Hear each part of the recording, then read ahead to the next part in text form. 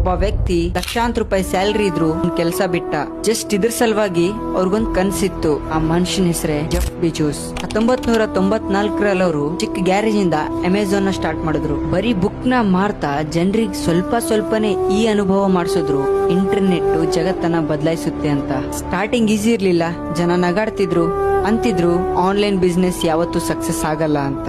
And ಎಷ್ಟೋ ವರ್ಷಗಳವರೆಗೂ Amazon ನಷ್ಟ ಅನ್ಭವಿಸೋ ಪರಿಸ್ಥಿತಿ ಬಂತು. ಆದ್ರೆ ಜೆಫ್ ಅವರು ಅಲ್ಲಿಗೆ ನಿಂತ್ಕೊಳ್ಳಿಲ್ಲ. ಅವ್ರು ಯಾವಾಗ್ಲೂ ಒಂದ್ ವಿಷಯ ನೆನಪಲ್ಲಿ ಇಟ್ಕೊಂಡಿದ್ರು, ಎಲ್ಲಕ್ಕಿಂತ ಮೊದಲು ಗ್ರಾಹಕರು. ಇವಾಗ ಅಮೆಝಾನ್ ಒಂದ್ ಬರೀ ಕಂಪ್ನಿ ಅಲ್ಲ, ಕೋಟ್ಯಾಂತರ ಜನರ ಜೀವನದ ಭಾಗ ಆಗಿದೆ. ಇ ಕಾಮರ್ಸ್ ಇಂದ ಹಿಡಿದು ಸ್ಪೇಸ್ ಟೆಕ್ನಾಲಜಿ, AI ವರೆಗೂ ಅಮೆಝಾನ್ ನಂಬರ್ 1 ಅಲ್ಲಿದೆ. ಸೊ ಜೆಫ್ ಬೆಜೋಸ್ ಅವ್ರ ಕತೆ ಏನ್ ಹೇಳತ್ತಂದ್ರೆ, ನಮ್ಮೇಲೆ ನಮ್ ನಂಬಿಕೆ ಇದ್ರೆ ದಾರಿ ಎಷ್ಟೇ ಕಷ್ಟ ಆದ್ರೂನು ಗುರಿ ತಲುಪೇ ತಲುಪ್ತೀವಿ.